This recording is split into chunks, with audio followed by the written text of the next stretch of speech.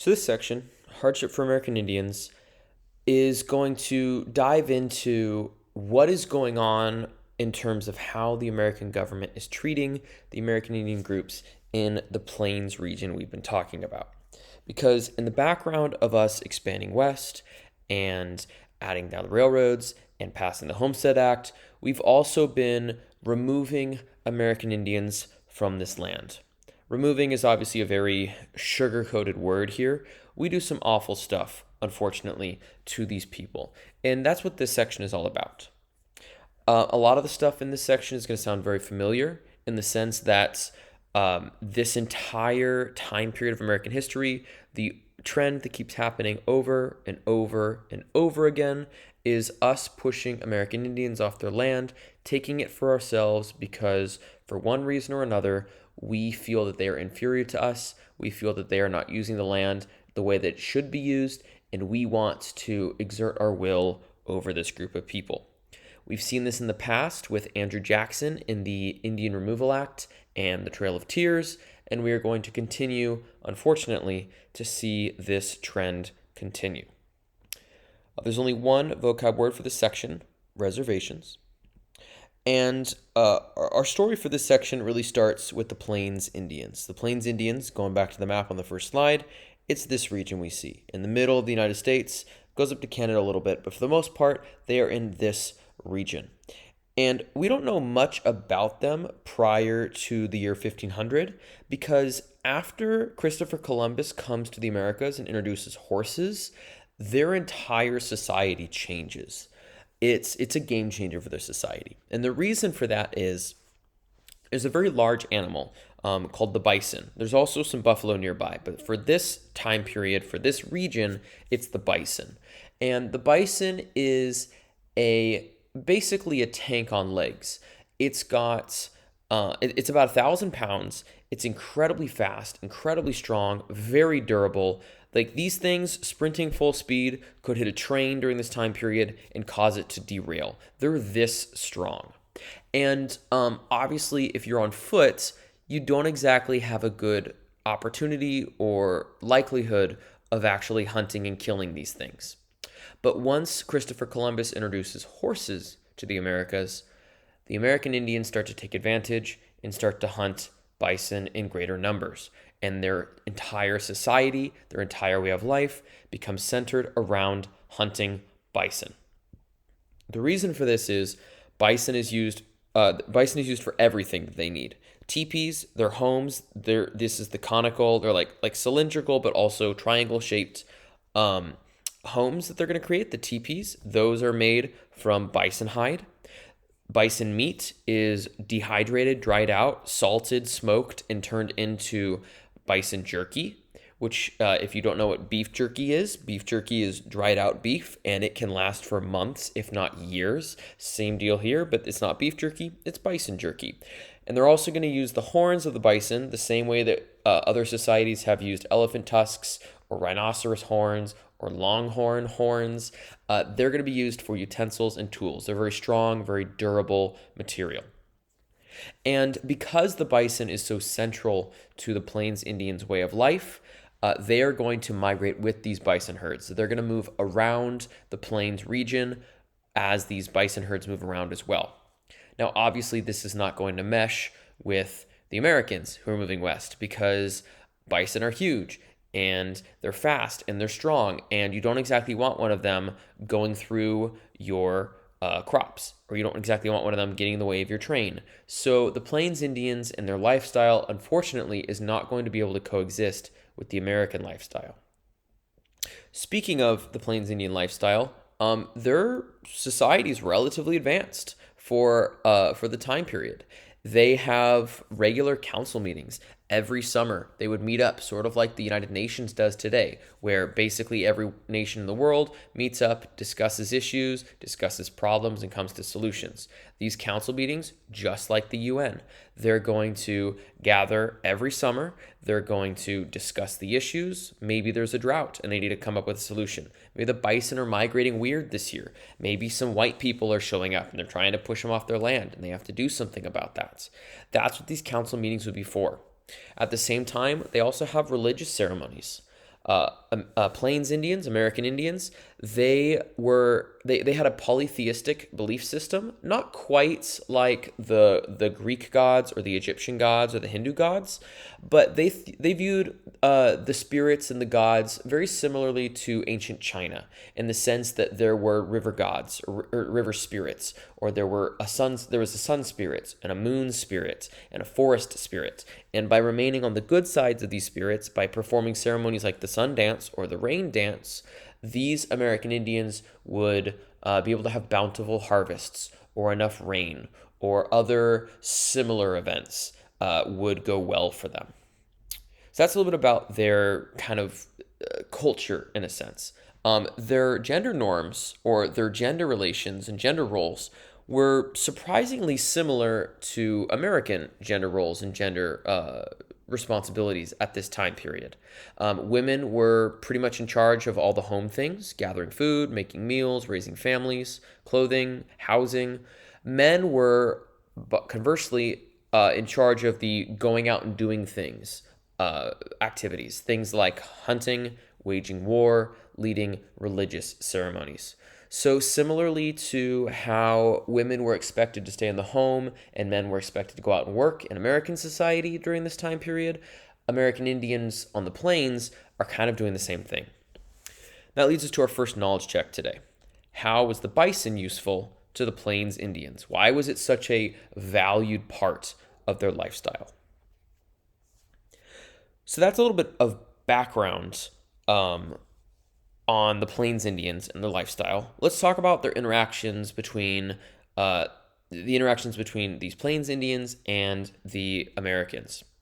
And the theme that we've seen over and over and over again is broken promises. The American Indians are on land. The Americans want that land, so we make a deal with them. We sign a treaty. They sell us some of the land in exchange for being able to keep the rest. But of course, like we've done literally every time we've made a promise with American Indians, we break that promise, we go to war, we make a new promise, and we slowly chip away at the American Indians' lifestyle and land. And this starts in 1851 with the Treaty of Fort Laramie. Laramie is in Colorado. Sorry, not Colorado. It is in Wyoming. U.S. government officials are going to meet with Plains Indian nations in Laramie, Wyoming. And they are going to work out, like what I explained earlier, one of these peace deals. The Plains Indians are going to limit the regions in which they will live and migrate and explore, so that Americans can use some of that land for farming and expanding out west. In exchange, the Plains Indians are going to get money, supplies, and animals. Seems like a win-win. They were also promised that their land would remain theirs forever. So you give up some of your land, but the rest of your land is yours. No more land cessions. No more us taking the land from you. Now, if you have been paying attention at all during this time period, you'll realize the U.S. really has no expectation of keeping this promise. They know they're going to break it eventually. And that happens in the 1850s, 1860s as well. And the reason it happens during this time period is because of gold. It's the same reason people are coming out west. So in 1858, gold is discovered in Pikes Peak, Colorado. American miners obviously want to get rich, so they rush there as quickly as they can, even if it means trespassing onto land promised to the Cheyenne and the Arapaho Indian tribes, which usually results in conflict and Americans dying, at least American miners dying. So the federal government gets involved, sends in the army, and they force the signing of a new treaty. But of course, the Plains Indians are not happy with this because they've been promised this land, and all of a sudden, we're reneging on the treaty. We're going back on the treaty. So the American Indians are going to start to fight back. They're going to realize that we actually have no intention of actually keeping these promises, which is what leads us to one of the first massacres during this time period, the Sand Creek Massacre. This happens in 1864. American Colonel John Chivington, he's going to lead his militia against a Cheyenne village after their leaders came to a fort asking for protection. Now, what's awful about the Sand Creek Massacre, why it's called the Sand Creek Massacre and not the Battle of Sand Creek, is because the Cheyenne village were not trying to fight the Americans. What was happening was they were being driven off their land by American settlers, by miners, by other people who wanted to mine or settle on their lands, and they were coming to the U.S. for support. They were asking the U.S. to enforce the treaty that the United States had actually signed and agreed to. They even raised the American flag. They even have a flag of surrender, the white flag of surrender, to show that they're peaceful. But regardless, Colonel Shivington and his men are going to attack, and they're going to end up killing over 150 men, women, and children, even though they posed no threat to the American soldiers.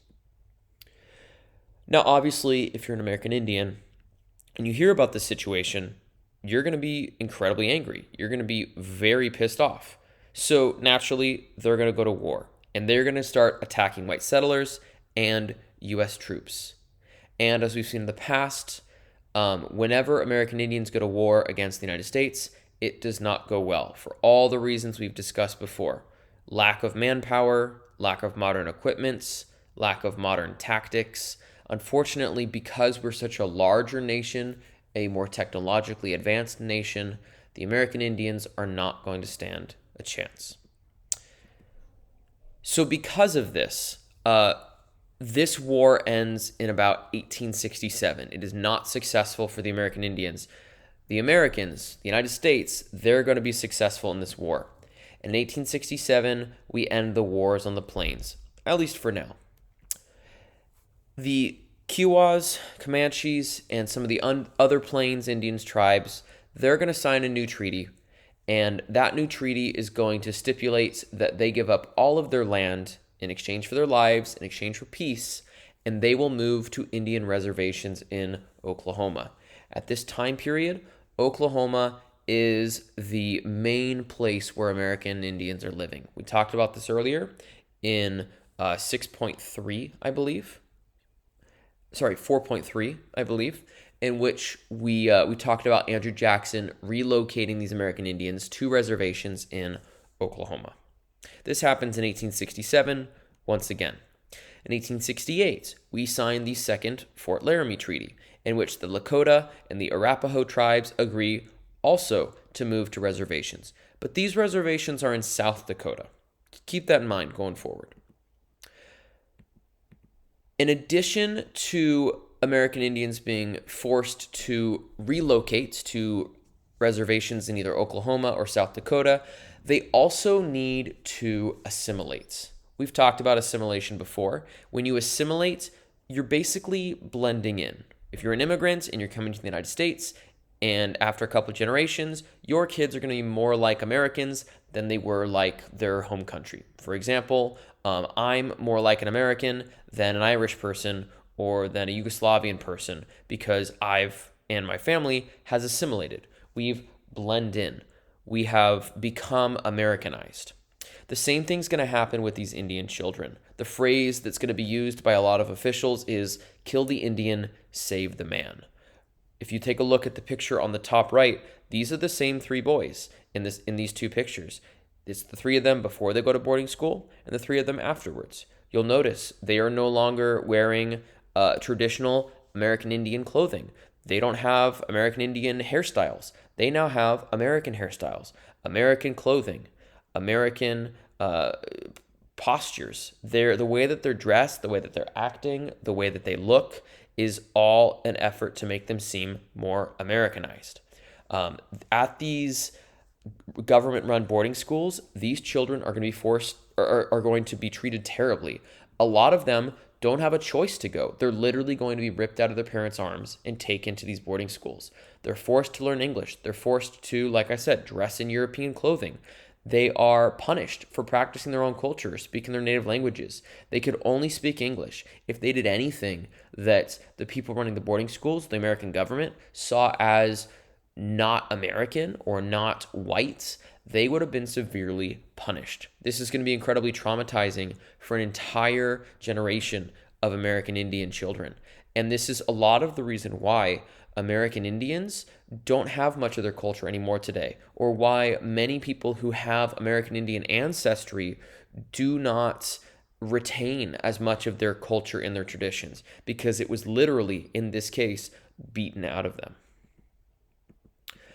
At the same time, we have another tragedy. Not only are we killing off American Indians, we're also killing off the center of their lifestyle, the bison.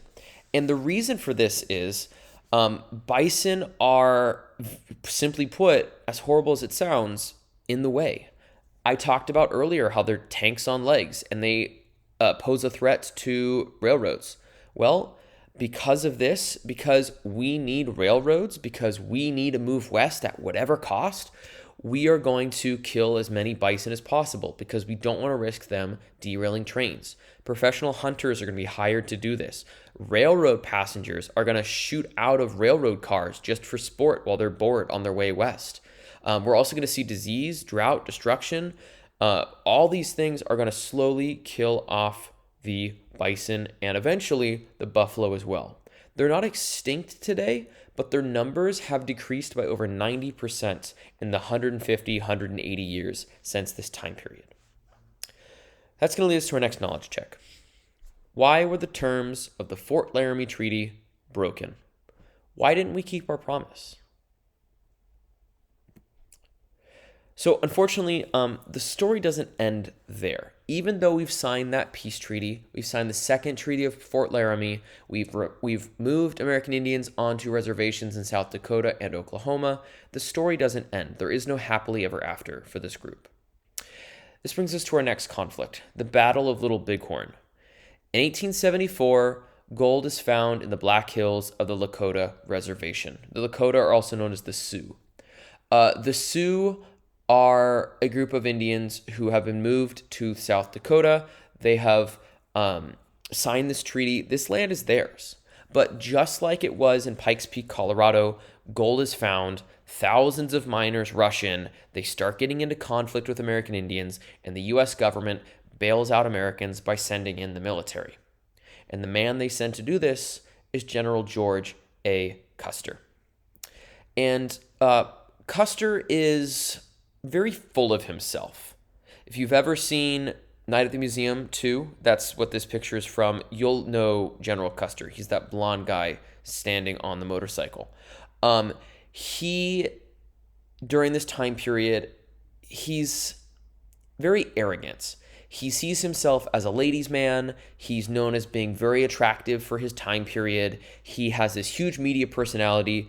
He treats being a general more like being a celebrity than he does being a military leader. And what he's been trying to do this entire time is he's been trying to work his way up the ranks to eventually become a politician. And his end goal is to become so popular that he becomes president. So when he's given this opportunity to help out the miners who have come into conflict with the Sioux, he is going to try to gain all the glory for himself, which is why he decides to attack the Lakota or the Sioux before reinforcements arrive. And this results in the Battle of Little Bighorn, in which 225 American soldiers attack 2,000 heavily armed Lakota warriors. And as you would expect, it does not go well for Custer and his men. Custer and all of his men are going to die, starting the Sioux War of 1876. Custer's ambition and his arrogance ends up getting himself and his men killed. And he starts a new war, which will result in more death, especially for the American Indians, specifically the Lakota Sioux tribe. So after the Battle of Little Bighorn, the army is called in during the Sioux War. And they're able to quickly defeat the Lakota and Cheyenne tribes. And even though they've easily defeated these tribes, they are unwilling to sign a new treaty. Because if you're counting, this is the third treaty we've broken in just this notes packet. So obviously they're not going to trust any new treaty. But the government's going to threaten to starve the men, women, and children if they don't sign a new one. So they end up signing a treaty, giving up a third of their lands that they were promised in perpetuity forever in the Second Fort Laramie Treaty. And yet, here they are for the third time giving up lands because a promise was broken. And this is where we start to see a number of American Indian leaders start to emerge. And they start running resistance movements to push back against the fact that their lands and their culture are slowly being whittled away and destroyed. One of these people is this guy. This is Chief Joseph, and he's in charge, or he's one of the leaders of the Nez Perce, the Nez Perce people. They're going to try to flee to Canada after being ordered onto a reservation. They see the writing on the wall. They see that they're going to be forced into a reservation. They don't want to. They've heard how horrible the reservation system is, and they're going to try to flee to Canada. But the U.S. Army isn't going to let them run away. They are angry at what is going on in the West. They're angry at the Nez Perce for what's happened with white settlers out West, and they're going to chase down Chief Joseph and his people. They're going to end up killing half of the 700 Nez Perce before they surrender, only 40 miles from the Canadian border. It's about a day or two of walking. They could have made it if they had a day or two longer, but the U.S. Army couldn't bear to let 700 American Indians escape to safety, so we hunted them down and we killed half of them, forced the other half to surrender, and sent them to a reservation. Another important figure to be aware of during this time period is this guy. This is Geronimo. Geronimo, you've potentially heard of his name, or at least heard the phrase Geronimo. This is because Geronimo is one of the most often depicted American Indians in old spaghetti westerns and old western movies. He's a very popular American Indian figure, and he's been depicted a number of times in these films. And he's the leader of the Apache people. He and his Apache warriors. The Apache warriors are known for their ferocity, are known for their battle prowess, and they're going to put up a ton of fights against. They're going to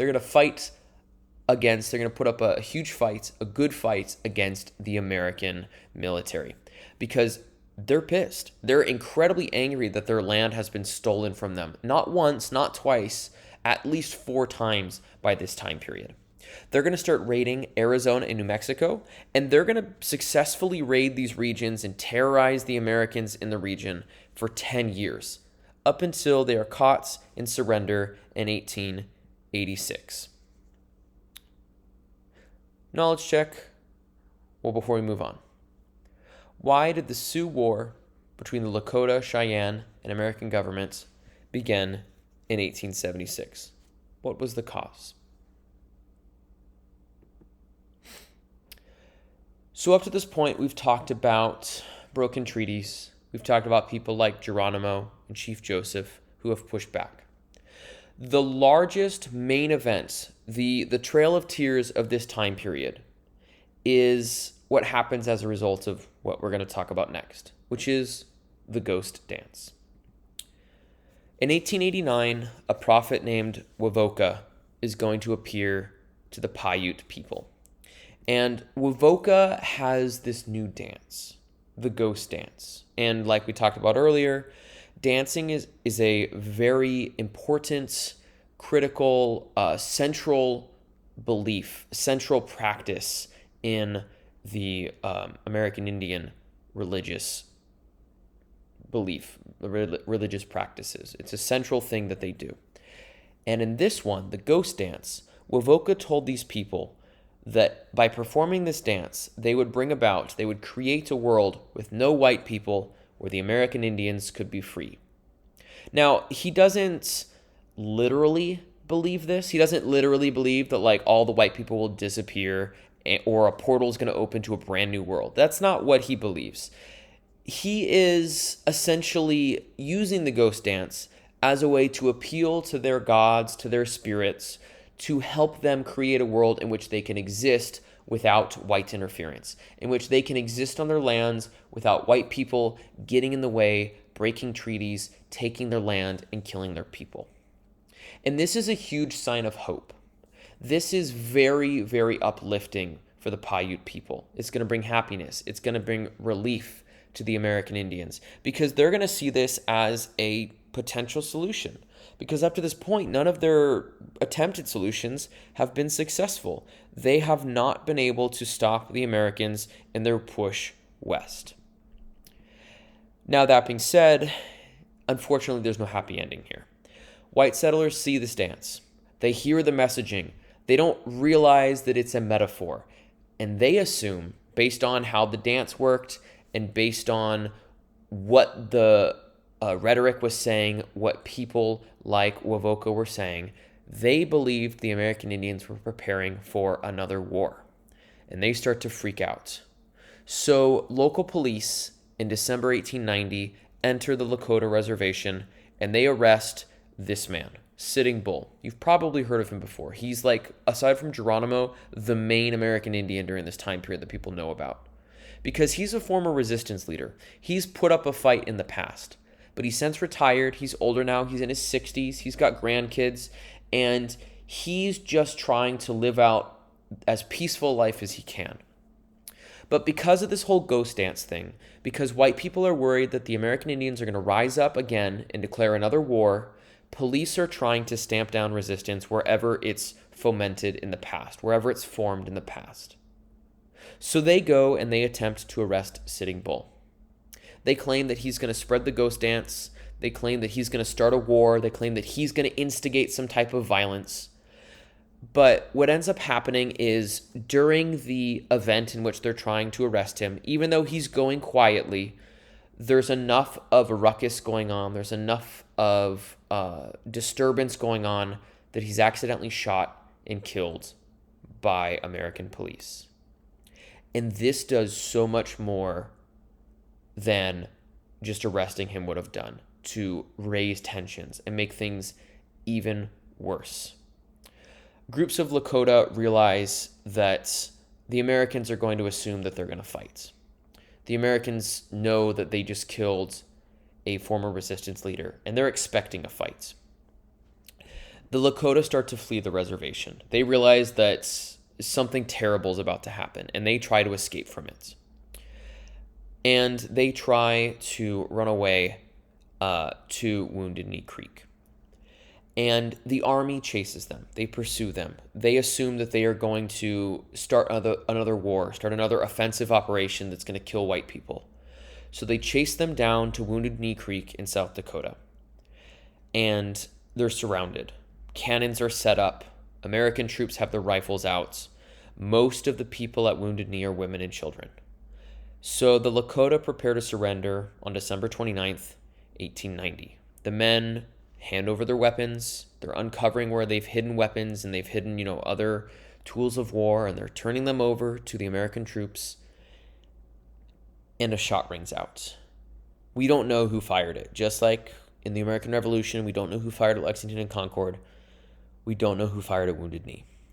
And U.S. troops began to fire, not just their guns, but also their cannons. They're shooting explosive shells into the Lakota tribe. And they are killing men, women, and children. And over 300 of them are going to be killed in this firefight. Even though the Lakota aren't fighting back. They've been handing over their weapons. They've been surrendering. They've been peaceful. The U.S. is going to attack anyways. And this is the most egregious thing, aside from the Trail of Tears, that our nation has done to the American Indian people. Here's a couple pictures from Wounded Knee. Not only do they massacre 300 people, but they don't even bury them. They don't even let the living bury them. They arrest everyone else, they march off, and they leave the bodies out. And it snows, and they freeze in place. As you can see in the top left, this woman was shot, and she died, and her corpse froze in place. In the bottom, you can see where teepees had burned down. All those things that look like rocks, these are all corpses on the ground. These are burned corpses as well from Wounded Knee. And the U.S. Army doesn't even give these people the courtesy of an actual burial, of a typical American Indian burial. They don't let the American Indians bury their people. They don't let them put their dead to rest. Instead, they build these giant ditches and they dump all the bodies into a mass grave. And that's Wounded Knee. It's one of the most unforgivable things our nation has ever done. So that leads us to our next knowledge check. What was the purpose of the ghost dance?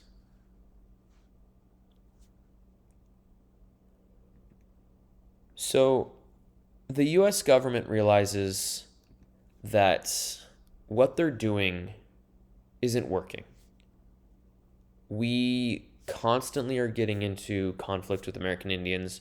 We're constantly killing their people. They're constantly killing ours. None of these peace treaties seem to work because for some reason we can't keep our promises. So we pass a new law. In 1887, a couple years before Wounded Knee, we passed the Dawes Act. And this changes federal policy towards American Indians. The idea behind the Dawes Act is that we are going to destroy American Indian tribal life. We're going to break up their ways of living. We're going to break up their people. We are going to make them more like us, just like how we tried to with the boarding schools. Because if we do that and they become like us, there's not going to be conflict anymore. A lot of traditional aspects of tribal life are going to be disrupted and destroyed. Instead of lands being given to tribes like they had in the past, they're going to be given to individual families, which is totally contrary to how tribal life worked at this time period. Tribes worked as units, not as familial units, not as mom, dad, kids units. They worked as an entire village. They worked together. They shared everything. So land being given to families instead of tribes is going to be very disruptive to their way of life and how they had lived for thousands of years. A number of tribes have female leaders. They have matriarchal societies. And that doesn't match up with how America works at this time period. So all of those elements are removed and destroyed. We're also going to see a push towards farming. Farming is going to be encouraged by the U.S. government as opposed to the prior lifestyle, which was a nomadic lifestyle. And tribal leaders are going to lose their power, and that power is going to be given to appointed government agents. That means that someone has been a chief for decades, or someone whose family have been in leadership, they've been tribal chieftains and tribal leaders for decades, if not centuries, their power is going to be stripped away. And some person is going to be chosen in the tribe, typically someone who has gone along with things in the past, Americanized themselves, might have gone to these boarding schools and been more like an American than whatever tribe they were, Comanche, Apache, Lakota, whatever. They're going to be appointed government agents, and they're going to start basically organizing and monitoring and leading, not even leading because they're not really setting a good example. Really, they're just going to be controlling these American Indian tribes as part of the Bureau of Indian Affairs.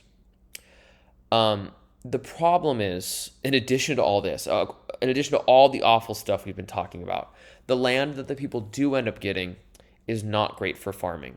So not only are these people basically forced to give up their traditional way of life, be like us, be like white Americans, the land that they're given to do that with is awful.